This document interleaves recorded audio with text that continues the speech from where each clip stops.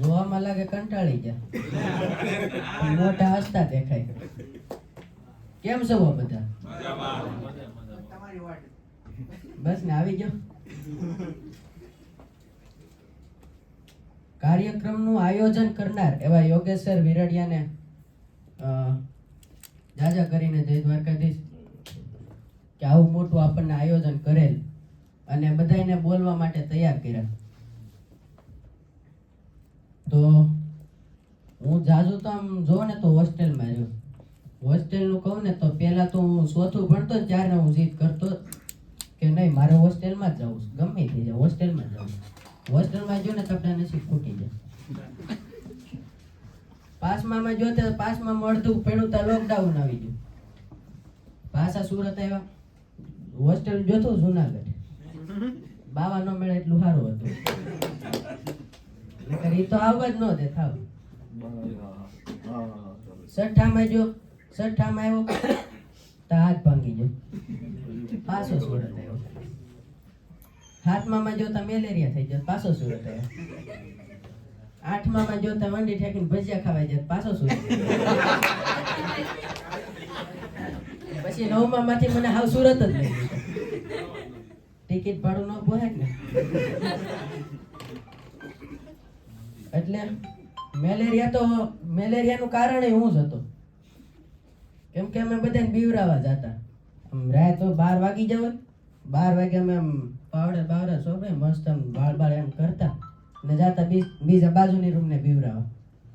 ઈ તો બીતા બે પણ એની યાર હું બી ગયો હતો. હું બી ગયો એટલે મહિનાનું વેકેશન આવી. એવું હાલતું તા આ ગઈ નવરાત્રી જ વાત કરી. હાલો ને મસ્ત આવી, આમ નવરાત્રી ફૂલ હારી ગયો પણ કાંડ થઈ ગયો.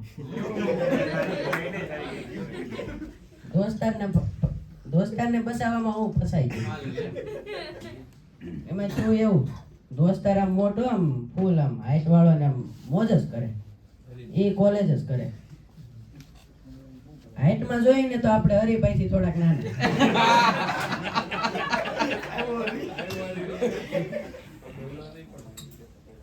મોજ કરી. મહિના પેલા પહાડો વાય ફોટા પાડી આવ્યા. પાછું મને બતાવવા લઈ જો મેં અહીંયા ફોટા પાડવા આવ્યા. હું જોવાઈ જ ગયો. મેં કીધું બરોબર છે, આ જગ્યા સારી. પાછા આવ્યા ઘેર.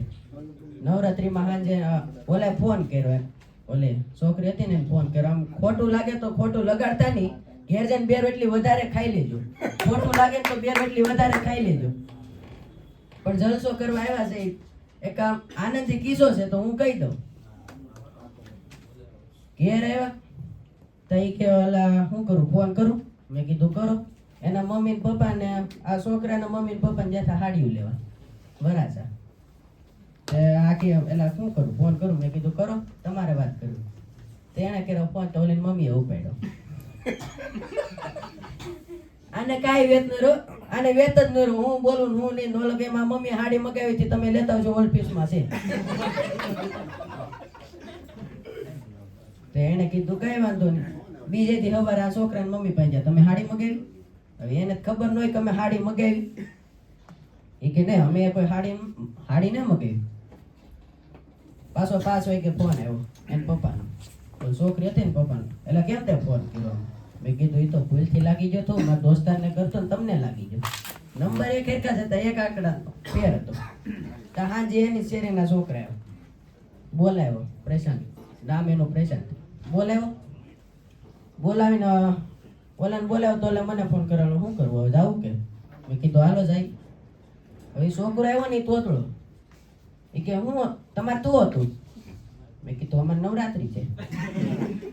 આપણે તો એ જ કે આપણને ખબર નહીં, ઓલા બધાની મેટર. એ કે મેં કીધું મારે નવરાત્રી છે, હમણાં તો ગીત વગાડી તું સાંભળજે. એ કે કાંઈ વાંધો નહીં. ઓલા છોકરાને કે કેમ એલા ફોટા પાડીએ એવા લેટર મોકલા. ઓલે પાછું લેટરમાં એમ લખ્યું હતું, સાંભળજો બધા મજા આવશે. લેટરમાં એવું લખ્યું, મેં તને આર્મીમાં જવાની ના પાડી એટલે તું મારી યાર બોલવાનું બંધ કરી દીધું. વિચાર કરો, આર્મીમાં જવાનું ના પાડી તો છોકરીઓ બોલવાનું બંધ કરે. આવડો એવો મેં એને બોલવાનું ના પાડી બ્રેકઅપ કરવાનું કીધું મેં તો લાસ્ટમાં પરિકલ્પના પચક પચક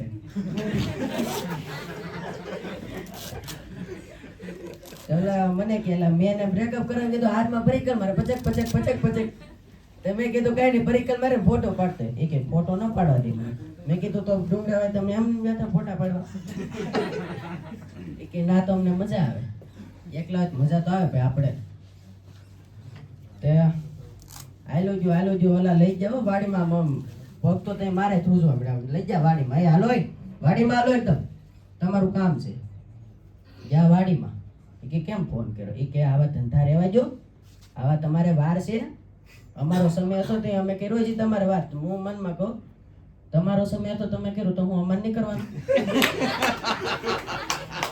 ખોટું જ કહેજો ભાઈ તમારો સમય હતો તમે કર્યું તું અમારે બહાર ખાવાનું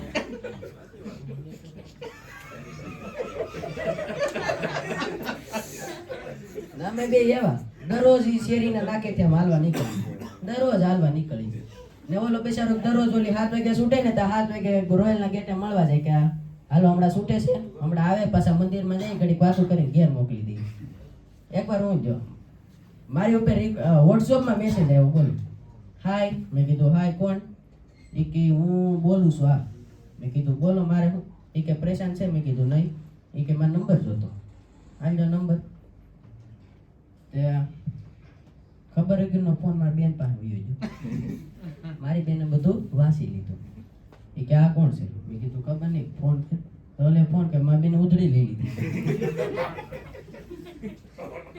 લેતા તો લેવાય છે પણ મેન વાત એ છે કે હું જ્યારે ચોથો ભણતો ને ત્યારે હું એને ફ્રેન્ડ બન્યો હતો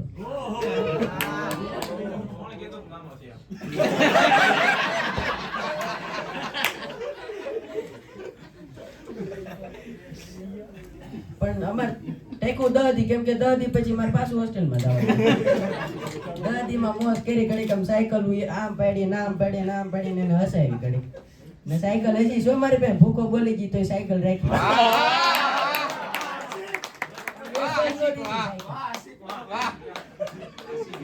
સાયકલ જ નો વેચવા માયણ આપણે રોઈને એક સાયકલ લીધી ઈ વેચી નાખવી એટલે આવતી મજા બીજે દી હું મારા દોસ્તારને કીધું એ આને સમજે નકર આના ભીસા ખેરી જાય તો એ જો હાલ મારી યાર ગેટ હમણાં સમજાવી દઉં તો હજી તું સુઈટા આપણે સોડા શોપે હું ઊભો એ બાજુમાં ઊભો મને કે ત્યાં કઈ મેસેજ તો ઓલી મને કે જો હવે કઈ મેસેજ ન આવે નકર સીધા તાર બાપા પાસે આવે મેં કીધું તાર કરવું એ કર લે પેલો મેસેજ તો તારો આવ્યો ને આમાં મેન વાત તો એ કી મેસેજ નથી કરતી ને બેન કરતી ને એ પાછી મને ગમતી હું એને ગમતો તો એટલે ભેગું ન થયું આપ સૌએ સાંભળ્યો એ બધું આભાર માનો કે યોગેશ્વર વિરડિયા